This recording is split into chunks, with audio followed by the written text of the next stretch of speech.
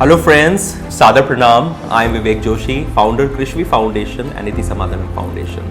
आज मैं आप सभी के मध्य उपस्थित हुआ हूँ एक अपील लेकर के।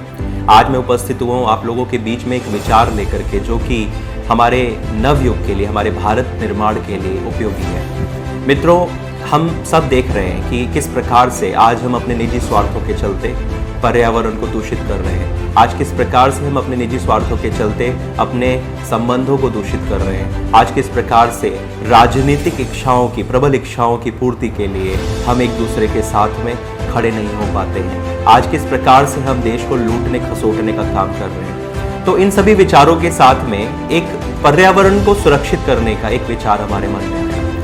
राजनीति की जब हम बात करते हैं, चुनावों की जब हम बात करते हैं, तो राजनीति के अंदर में जब चुनाव का दौर होता है तो हमने प्रायः देखा है कि चुनाव के समय में विभिन्न प्रकार के राजनीतिक पार्टियां, विभिन्न प्रकार के राजनीतिक प्रत्याशी अपने अपने क्षेत्रों के अंदर विभिन्न प्रकार से चुनाव प्रचार में लगे होते हैं। वह प्रयास कर रहे होते हैं अपने चुनाव प्रचार के माध्यम से खुद को जनता के बीच लेकर के जाने का।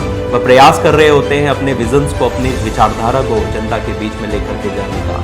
लेकिन मैं यह पूछना चाहता हूँ, मेरा यह प्रश्न है आप सभी से, क्या यह तरीका अपने विचारों को, अपने विजन्स को, अपनी फोटो को लोगों के बीच में लेकर के जाने के लिए पोस्टर्स का, होर्डिंग्स का जो प्रयोग आज देखते हैं कि सड़कों के ऊपर में एक छोटा सा एक कार्यक्रम, एक आयोजन होता है तो हजारों की संख्या में होर्डिंग्स लगा दिए जाते हैं। उन होर्डिंग्स को लगाने के लिए उसमें लकड़ी के फ्रेम का प्रयोग होता है। उन होर्डिंग्स को बनाने के लिए उसके अंदर में केमिकल का प्रयोग होता है। उन होर्डिंग्स को बनाने के लिए उनके अंदर में प्लास्टिक का प्रयोग होता है। वो प्लास्टिक, वो लकड़ी, वो केमिकल किसी भी रूप से हमारे प्राकृतिक स्रोतों के लिए लाभकारी नहीं है। वो जब होर्डिंग्स गिरते हैं ज़मीन के ऊपर में, धरातल पर आते हैं, तो ज़मीन पर जब पानी पड़ता है, पानी के माध्यम से वो नदियों तक पहुंचते हैं और नदियों और हमारे जो जल संसाधन हैं, जो जलाशय हैं, उनको दूषित करने का कार्य करते हैं। तो इस प्रकार से जो हमारा पीने वाला पानी है, उस पानी के अंदर में दूषित पानी हो जाता है और हमको पानी की उपलब्धता नहीं हो पाती। आप सभी के सामने आज पानी की समस्या विकराल रूप ले चुकी है। इसी प्रकार से जब हम राजनीतिक पार्टीज के माध्यम से या प्रत्याशियों के माध्यम से आप ये देख सकते हैं कि इतने सारे जो पोस्टर्स लगा दिए जाते हैं, ये पोस्टर्स को बनाने के लिए कागज का प्रयोग किया जाता है। कागज को बनाने के लिए वृक्षों को काटा जाता है, जंगलों को काटा जाता है। आज जंगलों के कम होने की वजह से, आज वृक्षों के कम होने की वजह से जो क्लाइमेट चेंजेस की जो सिचुएशन पूरा वर्ल्ड झेल रहा है, वो उसका जो कारण है, उस कारणों में मुख्य कारण यह भी है कि हम अननेसेसरी इन सभी वस्तुओं का प्रयोग अपने दैनिक जीवन के अंदर में कर रहे हैं, जो कि अननेसेसरी है, जिसके लिए कोई आवश्यकता नहीं है। राजनीति करने वाला व्यक्ति ऐसा व्यक्ति होना चाहिए, ऐसे व्यक्तित्व का धनी व्यक्ति होना चाहिए जिसको लोगों के बीच में जाकर के अपने विचारों को रखने का दम हो, जो कि लोगों के साथ में कनेक्ट बना सके, जो कि लोगों के साथ में जुड़ करके उनके बातों को समझ करके उनके अनुसार कार्य कर सके। तो राजनीतिक ऐसा होना चाहिए, ना कि पोस्टर्स के ऊपर में दिखने वाला राजनीतिक। दोस्तों, मैं आप सभी को बताना चाहता हूँ कि जब हम इन पोस्टर्स को प्रयोग में लाते हैं तो बहुत मेहनत करके एक आम व्यक्ति, एक आम इंसान अपने घर को सजाने का, संवारने का कार्य करता है। बहुत मेहनत करके एक छोटा सा अपना आशियाना बनाता है, उस आशियाने को सजाता है, संवारता है पूरी मेहनत के साथ में। लेकिन राजनीति के चलते चुनावों के दौरान ये जो राजनेता होते हैं, यह उन घरों के ऊपर में, उन दीवारों के ऊपर में, देखिए ये दीवारें हैं कितनी सारी, इन दीवारों के ऊपर में जो ये पोस्टर्स लगे हुए हैं, ये पोस्टर्स एक नेता के पोस्टर के ऊपर में दूसरे नेता का पोस्टर, दूसरे के ऊपर में तीसरे का और तीसरे के ऊपर में चौथे का, इस प्रकार से यह क्रम चलता रहता है। उससे प्राप्त क्या होता है? एक नेता ने पैसे खर्च करके पोस्टर बनवाया, प्राकृतिक स्रोतों का दोहन किया, उसके बाद में उसको आपने दीवारों पर लगा दिया। दीवारों पर लगाने के बाद में दूसरे दिन एक दूसरे नेताजी आए और उन्होंने अपना पोस्टर लगा दिया। तो आपका कोई प्रचार नहीं हुआ, बल्कि आपके जो सोर्सेज हैं, आपकी जो हार्ड अर्न मनी है, वो आपने वेस्ट कर दी। दूसरे को, जिसके घर पर, जिसकी दीवारों पर आपने लगाया, उनको भी आपने नुकसान किया। वो भी आपको मानसिक रूप से हर तरीके से आपको गलत ही बोलेंगे और आपके बारे में गलत विचारधारा ही प्रस्तुत करेंगे। तो इससे लाभ किसी को नहीं हुआ, अपितु दीवारें गंदी हुई, दीवारें खराब हुई। इस प्रकार से हमारा पर्यावरण दूषित हुआ, हमारा पेड़ कटना, हमारा कागज बनना, ये सारे नुकसान हमको झेलने पड़े। इसी क्रम में दोस्तों, हम आपसे अपील लेकर के आए हैं, हम आज आपके बीच में आए हैं आपको यह बताने के लिए कि क्यों नहीं भारत को समृद्ध बनाएं, क्यों नहीं हम मिल करके।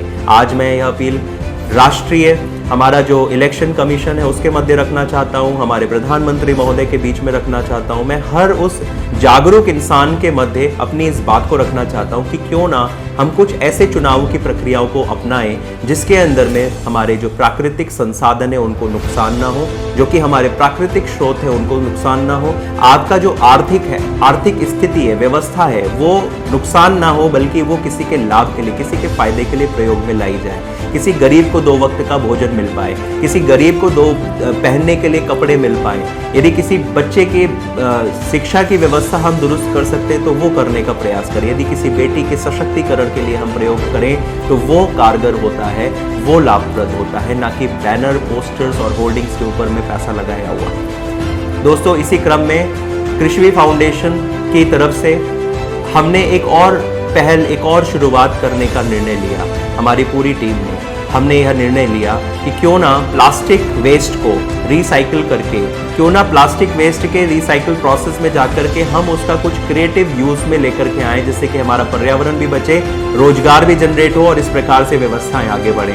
तो उसी क्रम में कुछ और प्रतिष्ठित संस्थानों के साथ में मिल करके हमने एक योजना को चरणबद्ध तरीके से पूर्ण करने का प्रयास किया है और वो आपके समक्ष प्रस्तुत भी है। दोस्तों, हमने एक RVM मशीन्स, जो कि रिवर्स वाइंडिंग मशीन्स होती हैं, जिनके माध्यम से हम प्लास्टिक वेस्ट को, यानी कि प्लास्टिक वेस्ट को हम रिसाइकिल कर सकते हैं। उन मशीनों के अंदर में जब हम प्लास्टिक बॉटल और प्लास्टिक वेस्ट डालते हैं तो वो छोटे छोटे पार्टिकल्स में डिवाइड होकर के फिर उसको हम थ्रू अ पर्सन कलेक्ट करके हम उसको उन कंपनीज तक, उन यूनिट्स तक पहुंचाते हैं जहां पर टी-शर्ट्स मेकिंग, कैप मेकिंग और इस प्रकार के प्रयोजन होते हैं।